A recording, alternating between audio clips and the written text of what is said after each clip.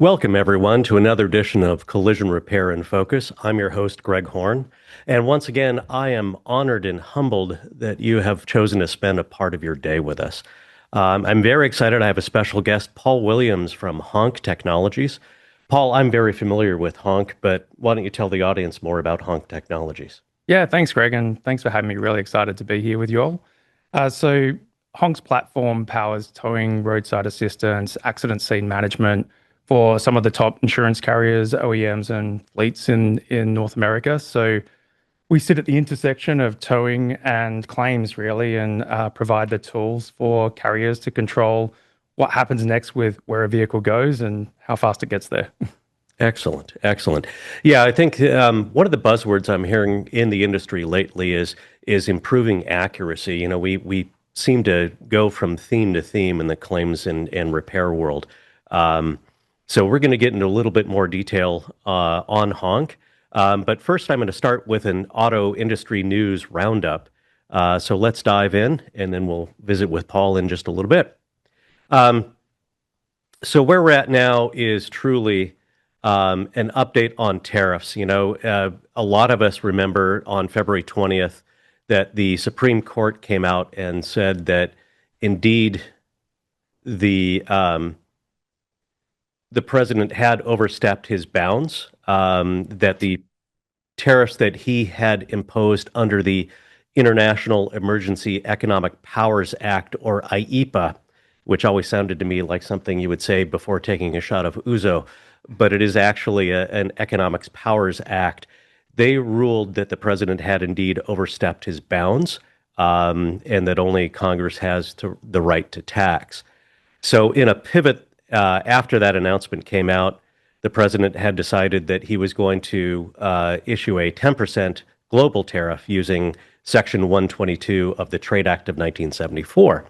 The interesting thing about that is he is well within his rights to do that, but those are only temporary powers lasting 150 days. The Speaker of the House, Mike Johnson, has said that he doesn't believe that there are enough votes to sustain an extension of that.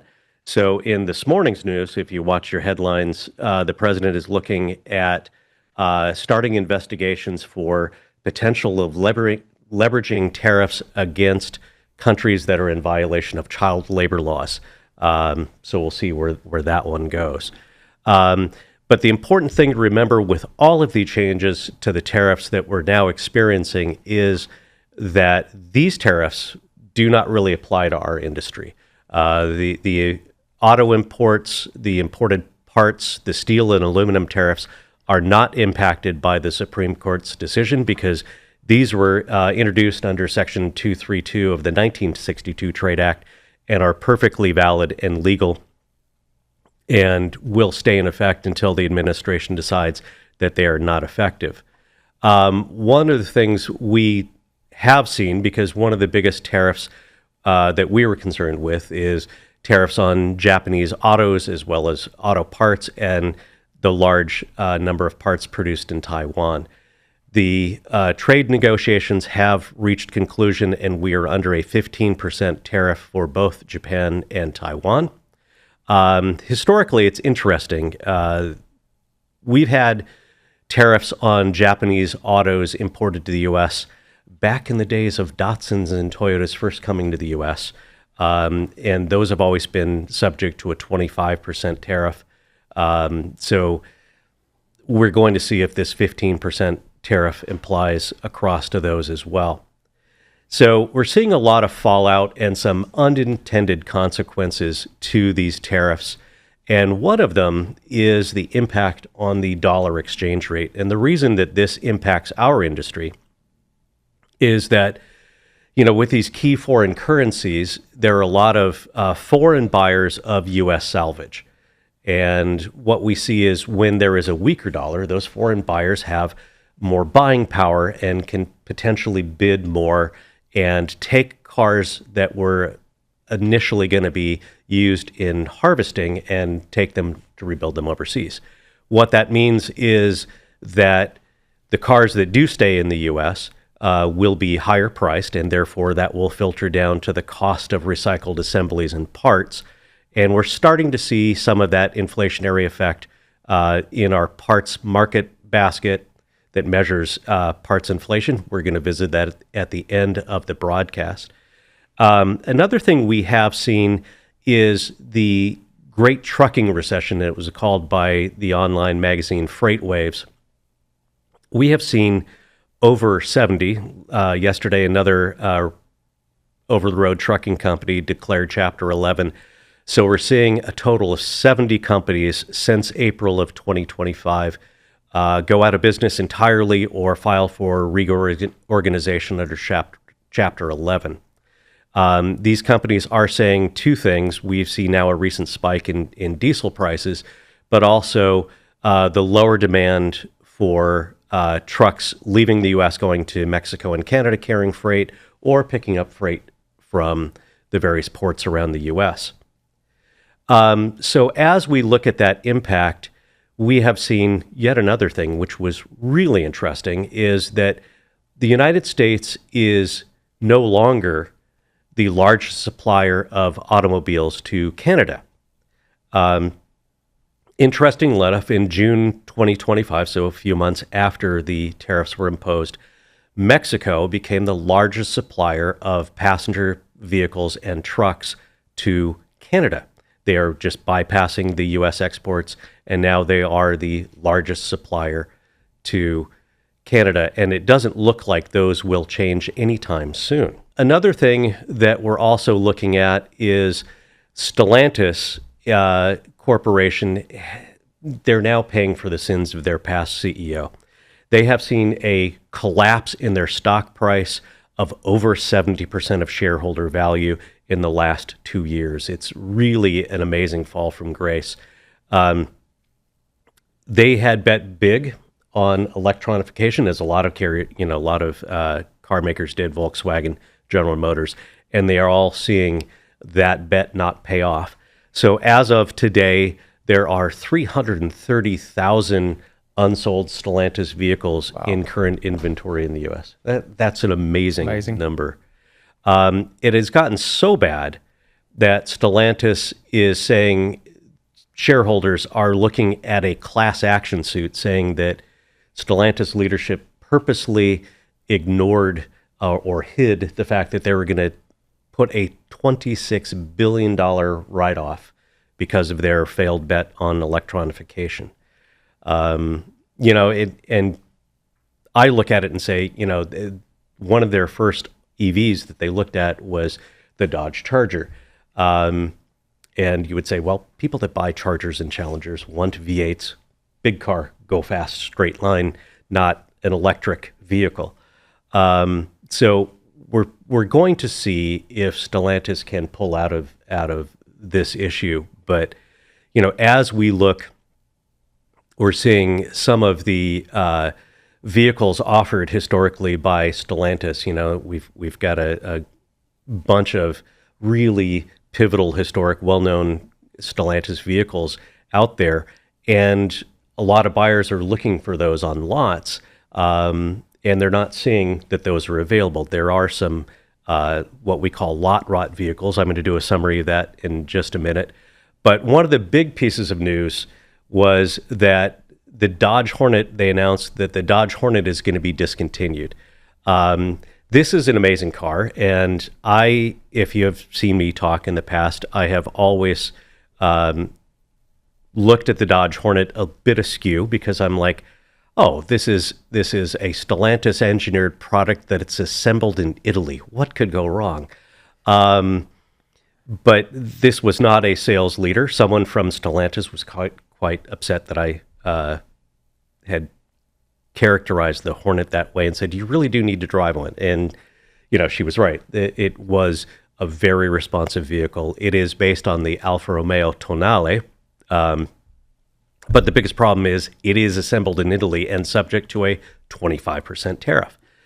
That was the bargain leader for the Dodge brand. So now the least expensive Dodge product you can buy is a $40,000 Dodge Durango. Now that one's due for restyling as well. But we'll see, when you don't have products on the dealer lots that people want to buy, that becomes a problem. But I'd mentioned earlier that Stellantis has become the king of lot rot sales.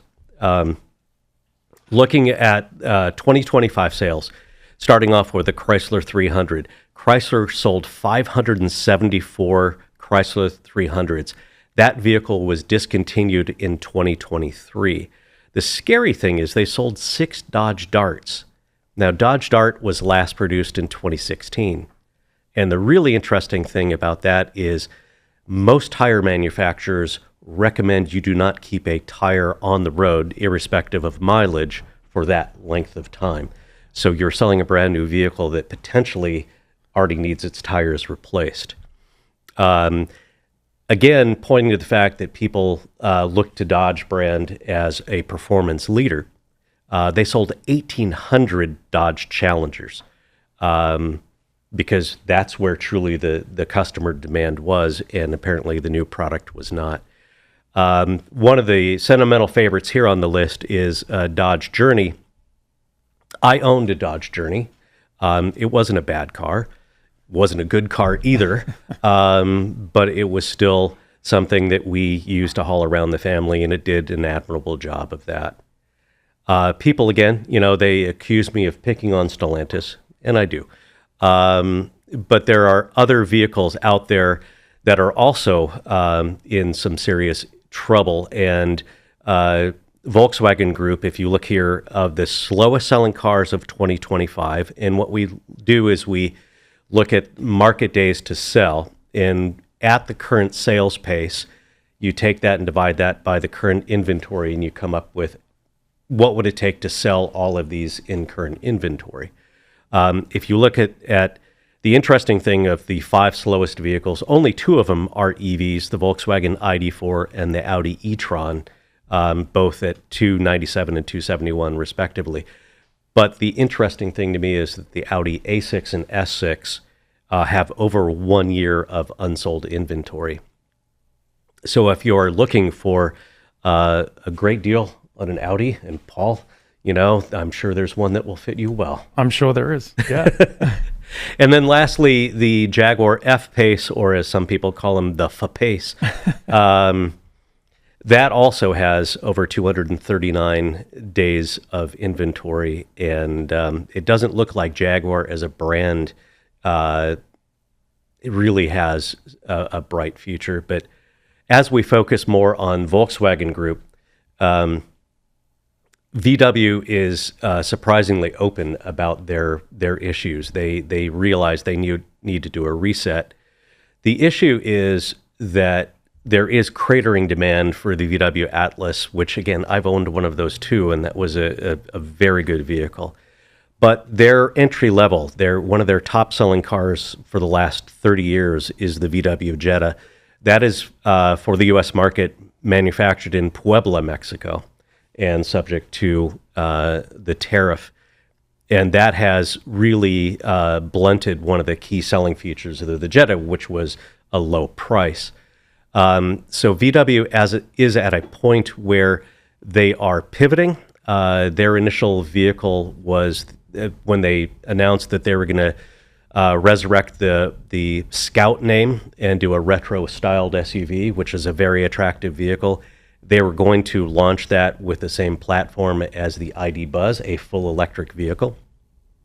They have pivoted, and now they're going to do a hybrid version, which I think is actually going to sell a lot more than a full electric vehicle. I do want to drive one of those when it comes to market. I think that would look good on you, Greg. Oh, thank you. Yeah, it would be, I got to keep up. It's probably car 68 or 69. I do pivot often to a new vehicle. And speaking of, we finished out 2025 with a new vehicle sales rate of 16.3 million new vehicles.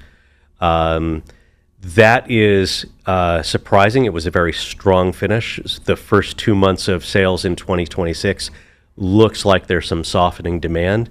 The reason I always report on this, Paul, is that when we look at new vehicle sales and we measure it against the car park, it really is an indicator of where the average age of the vehicle on the road is. because that repair, figures into repair versus replace.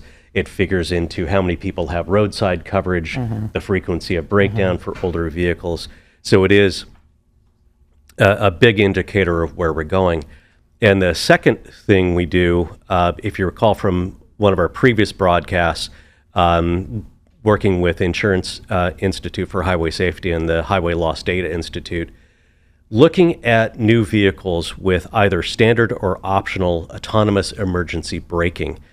This chart shows the vehicle series that are offered by model year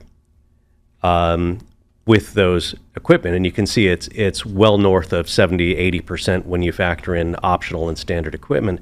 But then we look at, and I'll do a quick video of me testing AEB. And this is one of the interesting things, is trying to keep your foot on the accelerator the entire time and not do the instinctive, I got to step on the brakes because I'm going to hit a car. And the car doing it very abruptly. It's not a fun experience, but it is wild to see a full autonomous brake. I would have liked to see the reverse vision, to see your face. Yeah, the panic, braking. Like, ah. We'll see if we can, next time we'll film both angles of that. But when you look at the difference between vehicles offered and then the registered vehicles by calendar year, you still see it's a very small portion. So a lot of people were pontificating that we would see AEB just crater claims repairs. And we're really not seeing that impact yet. It is probably farther away than we would all like to admit. And I have to call out a quick in memoriam. And this is one of my personal heroes. James Moylan from Ford Motor Company is the guy behind the little arrow on your gas gauge to tell you which side of the gas tank, which side of the car the gas tank is on. And the story goes that he was, in 1986, he was going out to refuel a fleet car from Ford Motor Company, and I will lay money it's a Mustang because they put the fuel filler on the other side of the car from most domestic cars. But he got soaked when he realized that he was going out to fill up the car in the rain, and they had to reposition the car. He came back that day and put in a product convenience suggestion. That single act in 1986 is now pretty much on every car, even EVs, telling you where the charging port is. So again, a moment of silence for somebody who really contributed to everyday life. I tell you, Greg, I love this, and my fiance is going to kill me for saying this, but she only just the other day, we were in a rental car, and she said, how on earth do you always seem to know which side of the car to fill up on when you pull up to the pump in a rental car? So you're giving away my secrets now. Yeah. See, I would have taken the credit and say it's magic. I'm just that intelligent. I know. That's great. Now, the other interesting thing we're going to talk about is people say, "Hey, have you heard of the BMW screw?" And I said, "Every time I take that car for maintenance." Yeah.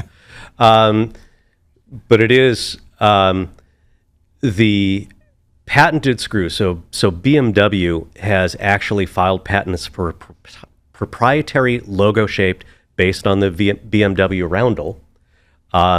So that is a special tool will be required to take that fastener out, similar to the way we've seen the advancing of hex and torques and negative torque bolts on other German cars. But this will require a branded BMW tool to take out this fastener. Really, really interesting. But I guarantee there are going to be Chinese manufactured fakes. You'll probably be able to get it at Harbor Freight in 6 months. But little piece of BMW trivia. That BMW roundel, Paul, do you know what that is signifying? No. That is supposed to, because BMW started manufacturing airplane engines before World War I, so back in the early 1900s, and it is supposed to look like a propeller spinning, and it is blue and white because that's the flag colors of the Bavarian flag, which is where BMW is headquartered in Munich. So for you anoraks, you have just learned something new. And now I'm going to pass it over to Paul to give us a towing update on the latest from HONK. Yeah, thanks, Greg. Appreciate it. So, yeah, I think it's a great time to start talking about towing, and we're here talking about claims life cycles and what can affect that. For me, I think a lot of the attention goes to parts, repairs, estimating, but really the first operational decision that could happen in a claims life cycle, at least for non-drivables, is that tow. And I think a lot of the problem is that a vast majority of the time that the control of that operational decision is ceded to someone, a third party that you have no control of. So what does that mean for carriers, and what can we do about that? Once a tower arrives on scene and that vehicle can potentially get whisked away into, say, a storage location where it's accruing fees, what does that mean to claims costs and a claims life cycle and the overall experience? And so when we've looked at this, we're seeing around $1,000 of costs that go into the process that we think are avoidable. So these are costs that go into towing, additional towing, into storage at these storage locations, and even extended rental days for these extended life cycles of the claim. And so adding that up over the industry, that's billions of dollars that we feel are avoidable. Unlike tariffs and parts supply, these things, carriers actually have some levers they can pull to start optimizing some of these costs. Absolutely. When you look at that, that's truly the moment of impact, and right after is the first time when you can actually impact the accuracy of a claim. And Paul, I was telling you some of the stories because I have kids. We have a lot of accidents.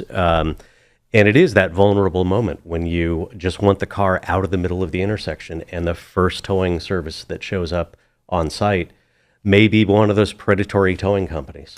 Yeah, it's a great point. And I think, this isn't all about operational efficiency that we're looking at. There is definitely growing fraud in our towing space. And in recent years, we've seen an 89% increase in what we call predatory towing. Enough for the National Insurance Crime Bureau to actually set up a task force to specifically look at this. And so shout out to Kim Forrester and the team there. They're doing some really great work. But just to maybe take a back step, what is predatory towing? So as you say, it's preying on that vulnerable moment when someone's in an accident. So some rogue towers may have strategically placed trucks around a city. They are monitoring police and first responder scanners to try and get on scene before anyone else does, take advantage of that vulnerable moment, present themselves as being helpful for the customer, hook that vehicle without any discussions of cost, and whisk it away without them having any formed decision of where that vehicle goes next. So what happens now that rogue tower has physical possession of that property? It essentially becomes hostage. Yep. And for the costs that they then add into the process for storage, which again aren't mandated in our industry, unfortunately the carriers are more often than not left carrying the bag for storage costs of $100, $200 a day. In fact, NICB are reporting claims up to $16,000 just for a single claim. Yikes. So it's definitely an issue that it's growing, like we mentioned. We always think about predatory towing being in areas like Los Angeles, Chicago, here we are here, but it's also Des Moines, Iowa. So again, NICB are doing some great work there.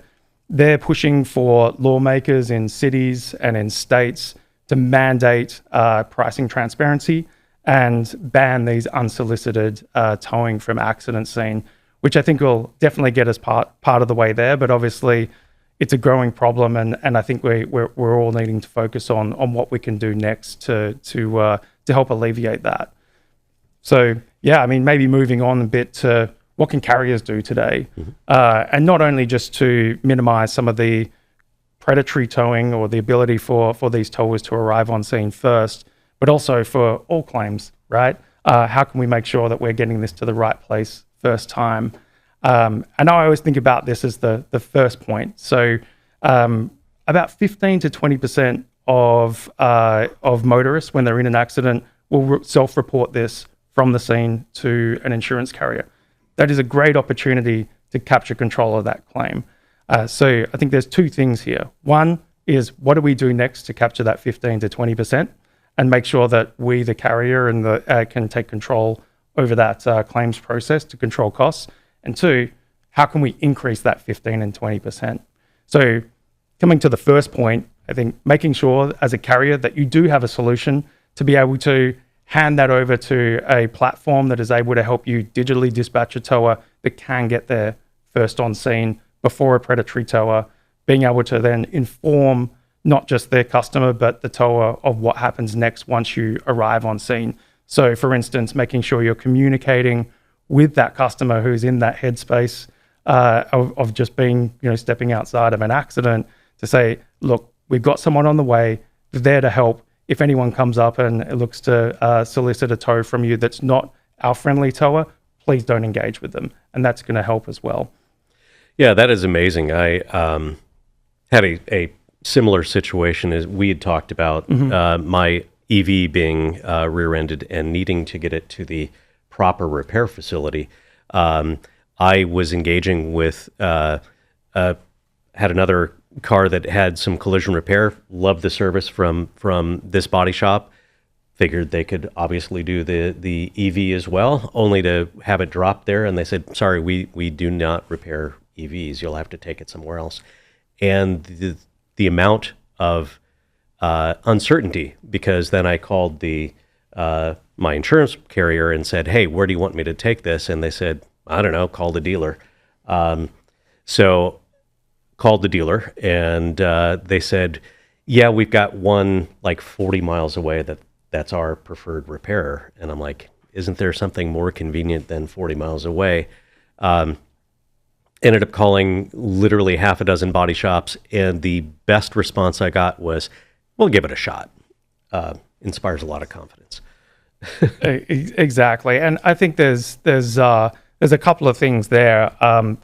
Making sure that shop is involved in that platform and that decision of where the vehicle goes can again help reduce those costs and time in the claims process. So I had a similar case myself where I was directed to a shop that didn't have capacity. The first time they were going to be able to touch that vehicle was 45 days away. So, you're looking at trying to match the needs for the repair of the vehicle with not just capabilities of shops, but also capacity. Yeah. So how do we do that? So I think first is, like I was saying, how do we increase that percentage of 15 to 20% of reported claims from the scene? There's accident detection technologies that now, with the increase of connected cars, the software-derived vehicles, they're able to determine that a vehicle has been in an incident. And furthermore, I look at carriers like State Farm, Progressive, and others.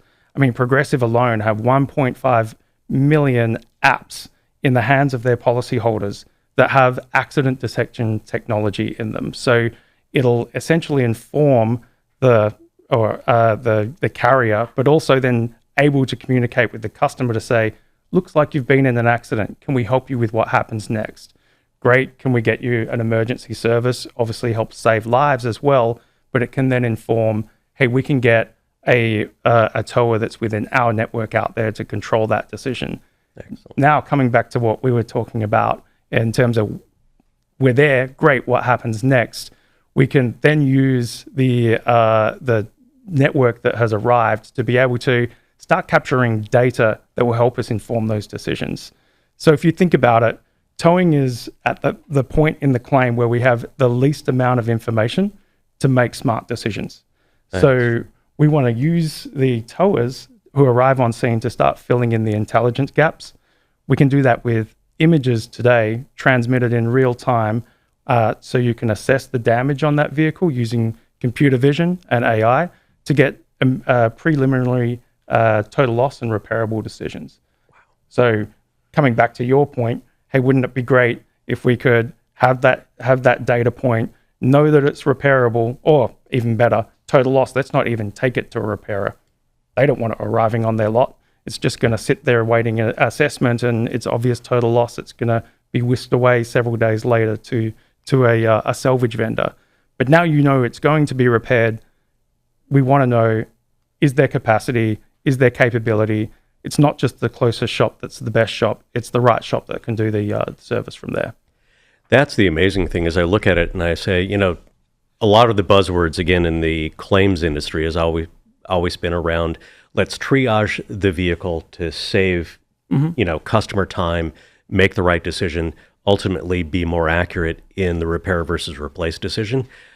I really never thought it could be done that far upstream and really, really impact overall costs. And the second thing is, another one of the big ideas was load balancing has always been sort of the MSOs in the world that say, this is what part of our value proposition is to say, if we don't have capacity at this store, we will at that store. But you're taking the ability of each carrier's direct repair program and saying, across your approved DRP, we can find capacity. Exactly. If that vehicle arrives at the wrong location that doesn't have capabilities to repair that vehicle, what happens next? Time and cost to get that to the right place. And look, even just in total loss claims alone, just through the process of getting it to the right place, you're looking at taking 6 to 7 days out of the claims life cycle. So there's real savings from a claims perspective here. And yeah, you're right. It's you coming back to your point around accuracy. Having that data up front to make intelligent decisions helps you then make the right decision for costs and for speed in the claim process downstream. Excellent. That is amazing. And as we get farther down with technology, I think there are some efficiencies that can be had that blow my mind. It's only getting better. And I think there's a lot of partners in the space that are starting to help carriers out, and I think we're almost there. Excellent. So now let's switch back a little bit to we're still on the idea overall of accuracy, and the first thing I really want to do is talk about the latest in our average part price market basket.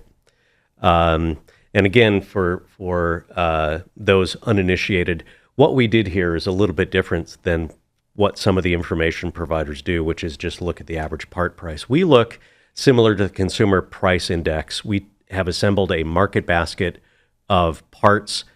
These are large parts. We are comparing part type to part type, so it's a fender to a fender. It's got to be offered in the OE, the aftermarket, as well as recycled and potentially OE surplus, and price matching as well. And we look at all of these in a market basket of 3-year-old vehicles, so there is an aftermarket available. And we've been tracking the inflationary rate, and the top line is that red, and that is tracking new OE parts in our parts market basket. You can see this steady increase, and looking back to the beginning of 2025 in that April tariff implementation time period, we have seen a pretty steady increase. We're starting to see the first 2 months of 2026 that tapering down. Next one to call attention to is recycled parts. It's green because it's a green part. And it makes sense. They have mirrored really the inflationary rate of OE parts because in large part, recycled part pricing is a function of what the OEM list price is. So that would be logical. One of the things that we did see is a bit of the closing of the gap because of what I had talked about earlier, which is the exchange rate against key foreign currencies and how that's going to impact the cost of recycled parts of cars kept in the U.S. for harvesting. So we're starting to see the impact of that. But people say, well, wait a minute, let's look at that aftermarket part price line, and that is down at the bottom, and that is flat. That is as flat as Robert Duvall's EKG now. That is just, we're not seeing really much of anything. The last couple of months, we've seen a modest uptick. But you got to remember that part price, the tariff as that part comes off of the ship from Taiwan and is at the port of Los Angeles or whatever, the tariff is that 15% now is levied against the acquisition cost of that fender, hood, what have you. That is a small fraction of what the list price is. The prices here we show as a list price. So as you look at that 15% against the cost of acquisition, that is a small price to pay.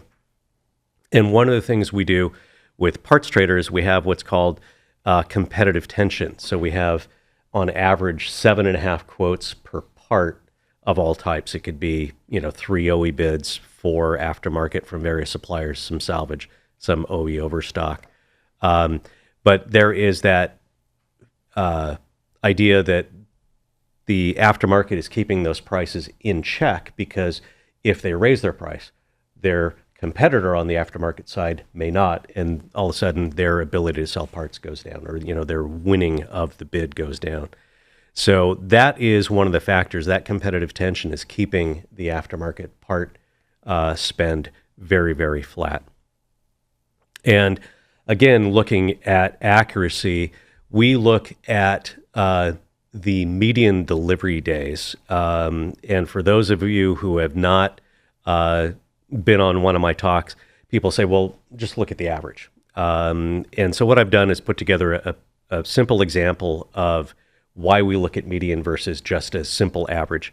So I've put together what would be on an estimate of various parts and the delivery days. And you can see that most of these parts are truly just a one-day, same-day delivery. You see the hood is at 2.5 days, coming from a different parts distribution center or different aftermarket supplier that's outside the area.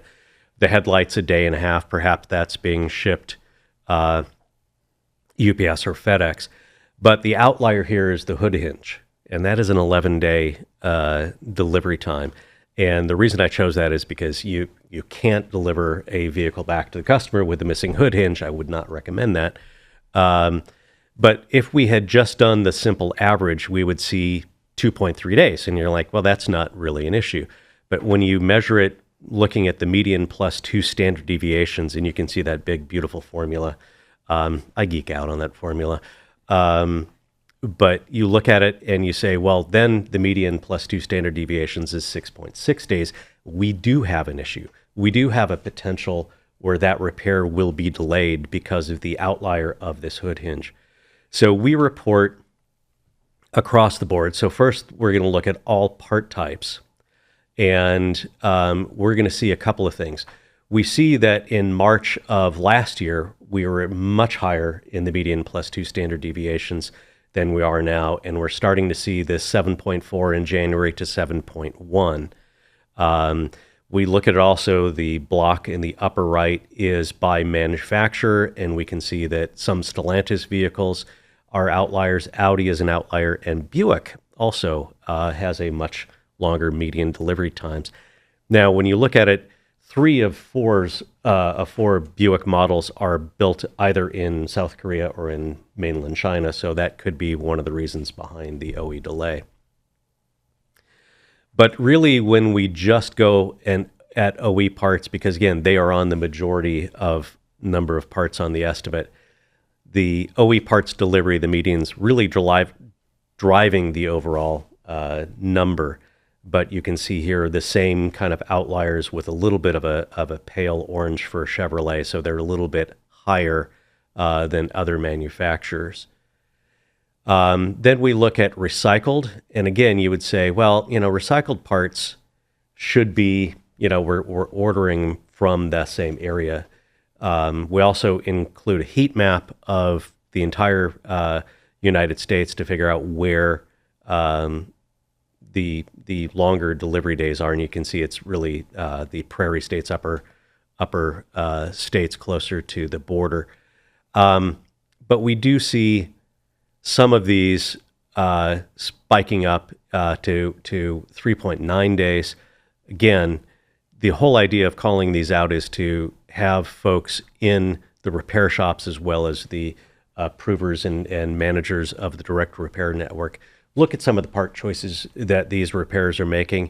When you have a bid in PartsTrader, the part list price is seen by the insurance carrier as well as the promised delivery day. So it's a an overall decision that is it's at the right part at the right price in the right time. Then looking at the aftermarket piece, we look at aftermarket delivery days. Again, it's fairly flat at 3.1 days for the first 2 months of 2026. The interesting thing is, we look at this and we say, yeah, that's not going to potentially delay a repair. We can cascade that repair and get the parts there in the appropriate amount of time. But another category we look at is the median delivery days for price match parts. And price match, again, is getting that OE part reduced list price to at or close to what the aftermarket part price is. You can see the median delivery days for price match parts almost double what it is for aftermarket.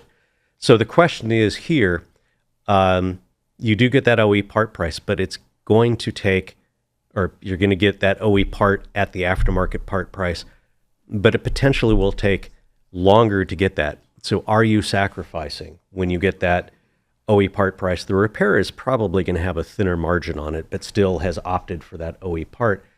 But if it takes longer, does that impact the keys to key cycle time? So do we see any of these metrics drive some repair over replace decisions? Yeah, that's a great question, Paul, because we do see the shop saying, well, I could repair this. The overall issue for that is the tenure of technicians, the really good, talented technicians. We've been in an aging crisis, and there are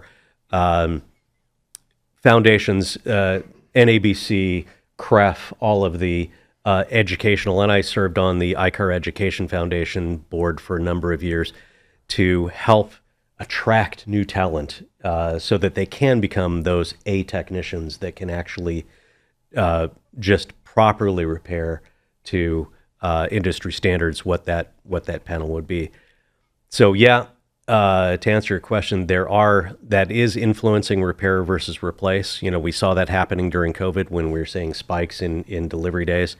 But the rub is, do we have the technicians that can actually properly repair so it is to industry standard?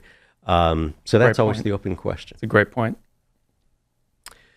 So now, folks, we get to the really fun part of the presentation, which is we are going to take some questions, and I'm going to have Chris read out the questions, and we're going to look for either Paul or I to answer them as intelligently as we can, or fake an answer. So, thanks, Greg and Paul, for a great conversation. Lots of interesting topics.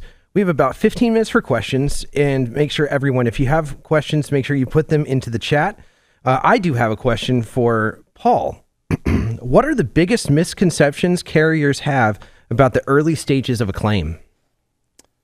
Yeah, that's a great question. And I would come back to what we're talking about. I think it's understanding that they do have some control and some levers to pull there. And look, we talked a lot about rogue towers, not all towing that goes on in the industry. That's a very small part, but growing area that we're looking at. But just making sure, I guess, one thing is making sure that your policyholders are aware and have access to a towing network that you can help control decisions of where that vehicle goes. A lot of carriers don't have an accident tow solution. If you call them, they're asking you to say, hey, look, why don't you organize that tow and tell me where it ends up and send me the bill? That's obviously ceding control of that cost of that claim from there on forward. Even if it is at a shop and it does get taken off the side of the road by a legitimate municipality or police tower into storage, there's still your ability to influence the time that it's sitting there in storage, the time that your policyholder is in a rental. So what I would urge carriers to look at is saying, what is this cost? Can I first get my arms around the transparency of how much is that costing me today? And then look at solutions that can start optimizing that for them. Excellent. And how close are we to having a truly connected ecosystem from crash to repair completion? Yeah, I talked a little bit about telematics and I guess software-derived vehicles. A lot of the data is there. We have vehicles that essentially would be able to give you that informed notification of this vehicle has been in an accident, what happens next. And I think it's connecting the dots into the claims ecosystem from there. I think a great example of carriers that are taking steps in that right path today is GM Insurance. Obviously, have the advantage of being plugged into the OEM ecosystem, but they're able to start those interactions and inform the customer that's in that vehicle that's been in an accident of what happens next, automatically dispatching through digital means a towing provider of their choosing that can arrive on scene and make some decisions around the data from the vehicle to say, is this total loss? Is it repairable? And obviously, because it's their network behind the scenes of repair shops, they're able to find out who's got the capability, who's got the capacity, and get it there. So how far are we away? I think it's just about connecting the dots, but I think all the mechanisms to support that are already existing today. What a killer insight. Now, for Greg, do you see parts shortage improving over the next 12 to 24 months? Yeah, so I think there are a couple of things. We are seeing the Taiwanese manufacturing aftermarket parts and getting them to the U.S. The only potential is, will we have over-the-road trucking to get them to the distribution warehouses? It looks like that will happen.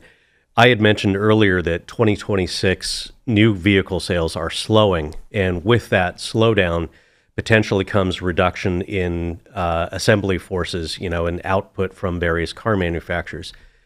What happens there is potentially sub-suppliers of assembly line parts can now divert those to parts distribution centers from the OE, or in some cases sell them as OE surplus through other channels. So I think we do have, when it comes to aftermarket OE and OE surplus, a pretty good idea that we're not going to see part shortages.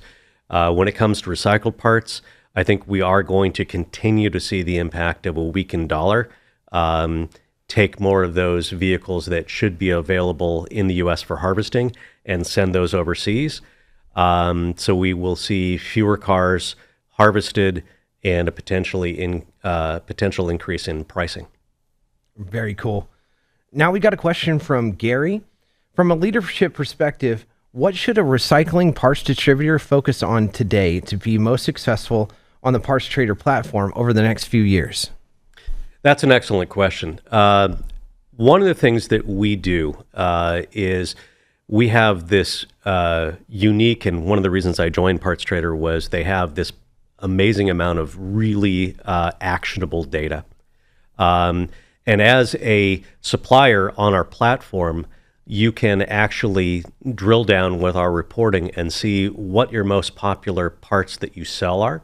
So you can say, okay, let me price those aggressively, and then you can look at your win and loss ratio. So if you tweak the dials and you lower your price or you adjust your price, you can see the impact on your overall sales. The other thing is we can show for your area what parts are in demand that perhaps you didn't have in stock. So it would influence future vehicle purchasing decisions. So you can say, I'm in the Northeast and I only bought, 4 Subarus, and yet I had all of this demand for Subaru parts. Something as simple as that, we can help you and really monitor and really using our data to make business decisions is probably the best way to maximize your business. Excellent. Now we've got one from Tracy for both of you guys. Do you think a real labor rate increase would attract new auto body technicians? Tracy believes so. No, I and Paul will get your perspective on it in a second. But because I had worked with the Collision Industry Education Foundation, this was a tough time when I was there, because I was going to high school fairs and talking to parents who had a misconception of what the collision repair industry was as a whole. And if their their child was really interested in cars, they would gravitate towards the higher wages paid for a line mechanic at a dealership versus what they considered the dirty job of collision repair. We also had, the kids that thought that every day in a collision repair would be, like one of the TV shows where they're doing exotic, paint and restoring amazing cars. And it's a lot more repetitive than that. But yes, I think a much more realistic wage to do the type of skilled labor is absolutely a benefit to the industry. The issue is we have to look at overall repair cost in that repair versus replace decision. So the carriers play a role in more accurately deciding which vehicles are truly repairable. Yeah, I would add to that. I think it's not all about the labor costs. I think as the complexity of vehicle repairs is growing, I think making sure that there's resources, training, mentorship that allow people to first get in the industry, but know their path to success from there. Again, at the National Auto Body Council, and we've been working with CREF to try and, solve some of these problems. That's one of the things we see, that people enter the industry, but 2 years later may have exited the industry. How do we keep them engaged, keep them, available for those and skilled for those more complex repairs that are only getting more complex as we progress? Thank you so much. Now, we have a question from Gary, and that's, how do you pull the reports that you were mentioning earlier? And is that information available to the public? So that is something that your PartsTrader representative can walk you through. Those are very labor-intensive reports to pull. There will be a potential cost associated with them, but the customization of those reports and the value you can extract from them to help run your business will be definitely worth it. Another follow-up from Gary, and he thanks you for answering his question. What key metrics or behaviors should a recycling parts distributor focus on to be considered a top-tier performing supplier on PartsTrader? Truly, it comes down to the ability to fulfill those parts, to get them to the repairer, so it's proper quality, proper promised delivery time, and accuracy of pricing. Those are what makes those repairs choose you time and time again. We have taken that initial mold of the repairer calling the guy, the one yard he had, and that guy, if he didn't have it, would put it out on the Watts line. And I know I'm dating myself by using that term, but that was truly the kind of world that PartsTrader entered in the U.S. in 2011. And so we're able to bring so much intelligent sourcing and industry feedback. That's really the future, is looking at your delivery, your parts quality, the number of returns, and your reputation with repairs purchasing your parts. Excellent. Now, we have one last question, and this one's a bit of a heavy hitter. Before we ask that question, though, we just want everybody to remember that we'll be sending an email out early next week with a recording of the webinar, and we will also be sending that link on social media. So anyone who would like to go back and watch this is more than welcome to, and we'll have access to that very quickly. But here's the last question. This is from an anonymous attendee. Oh. Are you hearing anything on your end about parts supply chain disruptions related to the Iranian conflict? Yeah, so surprisingly, and it always amazes me, the auto industry is truly a global industry. And we are starting to see that there are some Middle Eastern parts manufacturers that are having shipments blocked from the Straits of Hormuz. So we are starting to see that becoming an issue. And every time we see a disruption of the global service, it does take time. Years ago when the earthquake and typhoon hit Japan, there were disruptions, and it takes many, many months if the decision is to move production of that part to another facility somewhere else in the world. So we are starting to see that. The issue is, are those parts that are manufactured in that sensitive area, is their capacity to put those in Indonesia or Taiwan or another facility? The answer is probably yes, but there's always a lead time to get the new facility up and producing those type of parts. So it's starting. It is something that is evolving, and I can guarantee you the next time we have a webinar, I'll be reporting on that. Thank you so much. All right. So, folks, again, thank you again to Paul. Thanks really for having me. appreciate you coming, and I hope you found this of value. And again, we will be sending out a recording of this, or as I call it, a sleep story. And as we do for every broadcast. But again, I appreciate everyone tuning in and spending time with us, and especially the questions. I found a lot of folks, those were really good, insightful questions, and I hope we were able to answer them sufficiently. But again, thanks so much. And Paul, once again, thank you. Thank you. All Thanks right. for everyone joining in. We'll see you next time.